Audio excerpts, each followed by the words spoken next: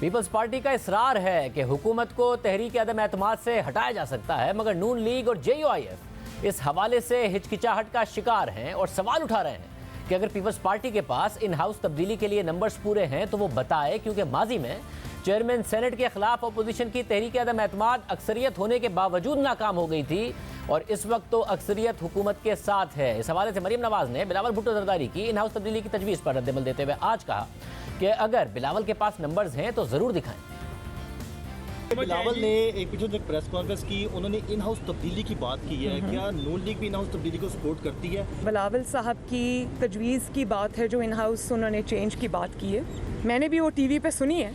और अब जब तक PDM का इजलास नहीं होता, उन्होंने कहा कि मैं PDM की क़यादत को मनाऊंगा, तो मैं तो उनको कहती हूँ उनके पास अगर नंबर्स हैं तो ज़रूर शो करें, लेकिन हमें इंतज़ार करना चाहिए PDM के अगले सरबराही इजलास का, जिसमें बिलावल साहब ये अपनी तजवीज़ रखेंगे, जैसा कि उन्होंने कहा है कि वो रखेंगे। ये डिस्कस भी होगी वहाँ पर जो PDM की सारी जमातें डिसाइड करेंगी वो आपके सबके सामने आ जाएगा। जबकि 2 दिन पहले हमारे प्रोग्राम में एहसन इकबाल साहब ने कहा कि पीपल्स पार्टी पहले भी ये तजवीज़ रख चुकी है। पीपल्स पार्टी के सीनियर रहनुमा कमरुज़्ज़मा कायरा साहब हमारे साथ मौजूद है। कायरा साहब, बहुत शुक्रिया। कायरा साहब, आपने PDM में पहले भी ये तजवीज़ रखी, PDM इस हवाले से कन्विंस नहीं हुई। अब मरीम नवाज साहबा कह रही हैं कि जी बताएं कि अगर उनके पास नंबर्स हैं तो PDM के इजलास में आके बात करें। क्या पहले के मुकाबले में अब MQM ने, GDA ने, बलूचिस्तान अवामी पार्टी ने या PML काफ ने कोई आपसे राब्ता किया है जिसकी वजह से इसरार है कि जी हमें इस रास्ते पे जाना चाहिए, तहरीक अदम एतमाद की तरफ जाना चाहिए? शाहजेब साहब, एक ना जो सिनेरियो है उसको राइट एंगल पे पहले देखने की जरूरत है। पर्सपेक्टिव है क्या? PDM बनती है ऑल पार्टीज कॉन्फ्रेंस की एक एलामिये की सूरत में, जो 26 पॉइंट्स पे मुश्तमिल है और एक एक्शनेबल पॉइंट्स आते हैं उसमें। 26 पॉइंट्स में इस हुकूमत को घर भेजने के लिए जलसे करेंगे, जुलूस करेंगे, रैलीज करेंगे, हम अवामी राब्ता मुहिम चलाएंगे, असम्बलियों के अंदर, असम्बलियों के बाहर इनको मुश्किल वक्त दिखाएंगे, इनके खिलाफ केसेस करेंगे, अदम इत्मीनाद की तहरीक लाएंगे और जरूरत पड़ने पर इस्तीफों का ऑप्शन भी इस्तेमाल हो सकता है। ये है एलामिये के अल्फाज। अब हम गुजारिश क्या है, हमने क्या नई बात कह दी? ये मामला कई जगह बहस हुआ। कुछ लोगों का ख्याल ये है कि नंबर गेम ऐसे हमारे पास अपोजिशन के पास नहीं है, बज़ाहिर नहीं है, ये बात भी दुरुस्त है। लेकिन हमारे दोस्तों को, ये कुछ लोगों का ये भी ख्याल है कि ये तो हमेशा एस्टेब्लिशमेंट के इशारों से ही कामयाब होती रही तहरीक। ये बात भी दुरुस्त है, इसमें भी कोई शक नहीं है। सेनेट में हमसे छीना गया, किसने छीना, कैसे छीना, ये भी छुपी हुई बात नहीं है। तो क्या हमें फिर सियासत करनी छोड़ देनी चाहिए? क्या हमें एस्टेब्लिशमेंट का या दीगर कुव्वतों का जो हमारे उस सियासी हक को छीन रही है या छीन लेती रही है, क्या हमें उसके नतीजे में सियासत छोड़ देनी चाहिए या अपना वो रास्ता इख्तियार करते रहना चाहिए, चाहे कि वो पीछे हटे अपने रास्ते से? आखिरी गुजारिश ये भी है कि मोहतरमा बेनज़ीर भुट्टो शहीद की गवर्नमेंट के खिलाफ अदम एतमाद की तहरीक आई। उस तहरीक अदम एतमाद के नतीजे में अदम एतमाद तो फेल हो गई, लेकिन कुछ अर्से बाद हुकूमत चली गई। हुकूमत के अपने बहुत सारे साथी इत्तेहादी, आपको पता है, MPs नाराज है, इत्तेहादी नाराज है, MNAs का एक ग्रुप नाराज है। सेनेट के इलेक्शन में भी बहुत कुछ इनके अंदर तोड़ फोड़ का अमल जारी है। आपका जो चार्टर है उसमें जो एक्शन प्लान है उसमें जो आखिरी नुक्ता है वो ये है कि हुकूमत की तब्दीली के लिए पार्लियामान के अंदर और बाहर तमाम जमहूरी ऑप्शंस पर गौर किया जाएगा, जिसमें तहरीक अदम एतमाद और मुनासिब वक्त पर असेंबली से इस्तीफों का ऑप्शन शामिल। ये आखिरी नुक्ता एक्शन प्लान में। उससे पहले है अक्टूबर 2020 में हम मुश्तरका मुनक़िद रैलियाँ करेंगे, दिसंबर 2020 में बड़े जलसे करेंगे, जनवरी 2021 में इस्लामाबाद की तरफ फैसला कुन लॉन्ग मार्च करेंगे। तो आप आखिरी नुक्ते पर जंप कर गए हैं। ये जो जनवरी में लॉन्ग मार्च होना था वो नहीं हुआ, उसकी डेट आगे बढ़ाई और आप कह रहे हैं कि जी तहरीक अदम एतमाद की तरफ चले जाए। नहीं, मैं पहली बात तो यह है कि हम आखिरी नुक्ते पे नहीं गए। आखिरी नुक्ता इस्तीफों का है और वो आखिरी ऑप्शन भी है।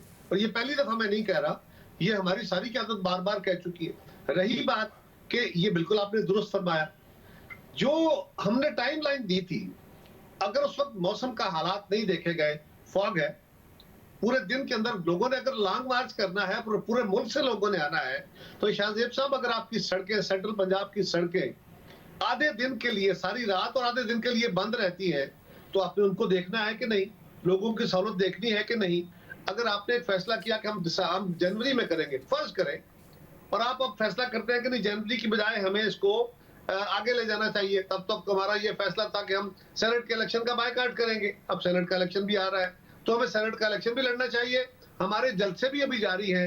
हैदराबाद में 9 को जलसा है, फिर सियालकोट में है, फिर सरगोदा में है, फिर फैसलाबाद में है। तो जो नीचे हमें ग्राउंड हमवार करने की जरूरत है, जो नीचे पॉलिटिकल पोजीशन था नीचे खड़ी करनी है, उसको भी तो हमवार करना है। ग्राउंड रियलिटीज में क्या कोई हुकूमत के इत्तेहादी ने आपको यकीन दहानी कराई है? क्योंकि मरियम नवाज साहिबा भी ये कह रही है जी नंबर्स हैं तो वो सामने रख दें। नंबर्स कहां हैं? एमक्यूएम साथ खड़ी है, पीएमएल काफ साथ खड़ी है, बाप पार्टी साथ खड़ी है, जीडीए भी हुकूमत के साथ खड़ी है, तो नंबर्स आपके पास नहीं हैं। तो आपने तहरीक दम एतमाद लाकर, और आप जरा मिसाल देते हैं कि जी माजी में अगर तहरीक दम एतमाद से हुकूमतें बच भी गई हैं तो बाद में वो कमजोर हो गई, और मोहतरमा की भी मिसाल आप देते हैं। मगर मसला यह है कि वो इसलिए हुआ कि एस्टैब्लिशमेंट मोहतरमा की हुकूमत के खिलाफ खड़ी थी। माजी में तो जो लॉन्ग मार्च हुए हैं वो भी अगर कामयाब नहीं हुए तो उसके नतीजे में हुकूमतें कमजोर हुई हैं। मगर आपके लॉन्ग मार्च के नतीजे में या जलसे जुलूसों के नतीजे में ये हुकूमत कमजोर होगी क्योंकि एस्टैब्लिशमेंट नहीं खड़ी है इस हुकूमत के खिलाफ। पहली बात तो शाहजेब ये है कि जो हमारे लॉन्ग मार्च या हमारे जलसे हुए हैं उसके नतीजे में हुकूमत बौखलाई हुई है, बावलेपन का शिकार हो गई है। क्यों? इनके वजीर से लेकर वजीर आजम तक हर बंदा एक गालियों की जबान में बात कर रहा है। सुबह शाम प्रेस कॉन्फ्रेंस हो रही है, 10-10 वजीर सारा दिन आपका टीवी का टाइम लेके बैठे हुए हैं और एक प्रेशर के ऊपर रखा हुआ है सबको। हम क्या कह रहे हैं? हम ये कह रहे हैं कि हमें बिल्कुल हमने अपने दोस्तों को कन्विंस करना है, क्योंकि हम सब इत्तेफाक करेंगे तो आगे बढ़ेंगे ना। नंबर बिल्कुल बताएंगे कि हमारे पास नंबर कितने हैं और किस तरह नंबर बढ़ाए जा सकते हैं, ये भी बताएंगे इंशाल्लाह। मतलब मगर ये तो तय है कि अगर आप नाकाम होंगे तहरीक अदम एतमाद की सूरत में तो माजी वाला सिनेरियो नहीं है, एस्टैब्लिशमेंट हुकूमत के खिलाफ नहीं है, तो हुकूमत और ज्यादा मजबूत होगी, कमजोर नहीं होगी। देखिए शाहजेब, पहली गुजारिश तो मैं फिर कह रहा हूं कि क्या आपके इल्म में नहीं है कि इनके एमएनए इनसे नाराज? अब तो लोग टेलीविजनों पे आके कह रहे हैं।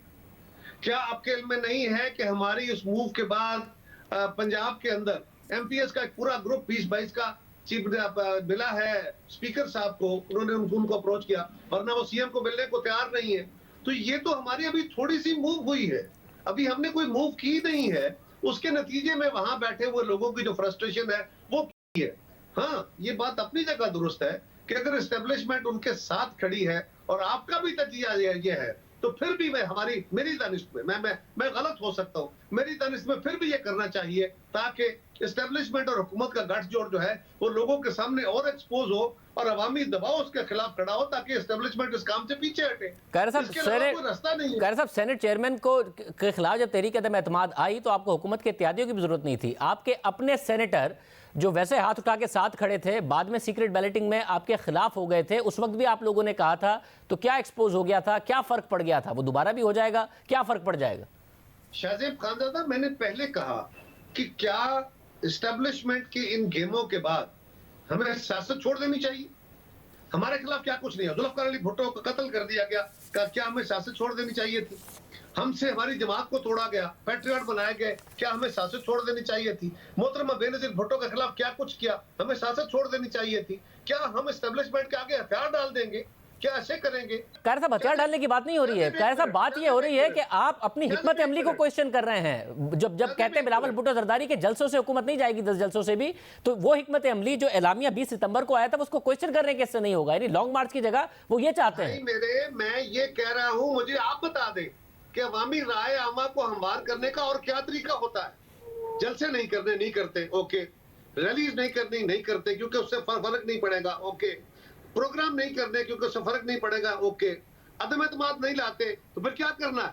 कायर साहब, आपके इत्तेहादी सवाल कर रहे हैं, आप मुझसे ही सवाल पूछ रहे हैं। आप लोगों का एलामिया था, उस एलामिया में ये सब लिखा हुआ था। बिलावल भुट्टो कह रहे हैं कि जलसों से नहीं जाएगी, हम जब बैठेंगे और तहरीक अदम एतमाद पर जाएंगे। आपके इत्तेहादी आपसे पूछ रहे हैं भाई नंबर्स आके बता दें, क्योंकि पब्लिकली बिलावल ने बात कर दी है, तो आपके एलामिया कह रहे हैं उन मीटिंग में बैठेंगे तो उनको जवाब दूंगा।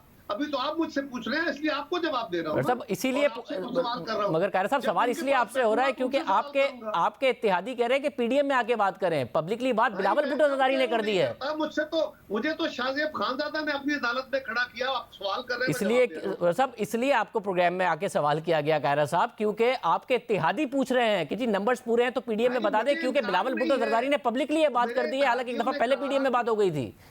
नहीं, मेरे इत्तेहादियों ने कहा कि बिलावल साहब, हमारे जब पीडीएम के इजलास का इंतजार करना चाहिए, आपको भी करना चाहिए ना। अगर इत्तेहादियों की बात आप कर रहे हैं तो उन्होंने, मरियम बीबी ने यह भी कहा कि हमें इंतजार करना चाहिए, तो कर लीजिए, अगली मीटिंग में हम अपना नुक्ता नजर रखेंगे। अगर मेरे ऊपर आप बहुत सारे सवाल करके मेरा मुद्दा जानना चाहते हैं तो फिर मैं आपके सामने अपना नुक्ता नजर रखूंगा और आपसे ही कुछ सवाल करूंगा जो कल उनके साथ बैठूंगा, उनसे भी करूंगा। तो कायरा साहब, एज ऑफ नाउ ये है कि आपको लगता है कि अगर हम ना भी गिरा पाए, नंबर्स का नहीं पता कि इत्तेहादी कौन है कौन नहीं है हुकूमत के आपके साथ, आपको लगता है कि शायद हुकूमत के लोग नाराज हों तो एक अलग बात है, अदरवाइज आपको लगता है वैसे कमजोर हो जाएंगे अगर आप कामयाब ना भी हुए तहरीक अदम एतमाद में, तो हुकूमत कमजोर हो जाएगी, ये स्ट्रेटजी? मैं ये किसी ख्याल के या ख्वाब के नुक्ता नजर से नहीं कह रहा, मैं किसी यू टर्न लेने के लिए एक जेली पॉलिसी के तौर पे नहीं कह रहा, मैं लोगों को या शाहजेब को इम्प्रेस करने की बात नहीं कर रहा। मैं तो ये कह रहा हूं कि हमारी सिर्फ इस मूव की बात करने से फेडरल गवर्नमेंट के अंदर बैठे हुए एमएनएस को वजीर आजम साहब अचानक मिलना शुरू हो गए, एमपीएस का ग्रुप आ गया, उनको मिलना शुरू हो गए। आज चीफ मिनिस्टर साहब ने फरमाया एमपीएस तो मेरे दस्तों बाजू हैं, ये मिलना शुरू क्यों? इसलिए कि नीचे फ्रस्ट्रेशन थी और आप इस फ्रस्ट्रेशन को भी इस्तेमाल करते हैं क्योंकि लोग इनके साथ किसी असूल और ज़ाब्ते के तहत नहीं थे। लोग आए थे कि जिनकी हुकूमत बनने जा रही है, बनाने वालों ने इनके साथ जोड़ दिए और अब लोग जान रहे हैं कि उनके काम भी नहीं हुए, अवामी रायामा भी उनके खिलाफ हो रही है, महंगाई है, बेरोजगारी है, मुल्क के अंदर इस वक्त जो सूरत हाल है, आस्ता आस्ता ये पब्लिक ओपिनियन उन लोगों के लिए भी जान का अजाब बन रहा है, तो वो इसको बोझ समझ रहे हैं। इस सिंकिंग शिप से अब लोग जंप करने शुरू हो गए हैं, ये हम देख नहीं रहे, आपके सामने डेमोन्स्ट्रेट हो रहा है। बहुत शुक्रिया कायरा साहब, हमारे साथ मौजूद थे।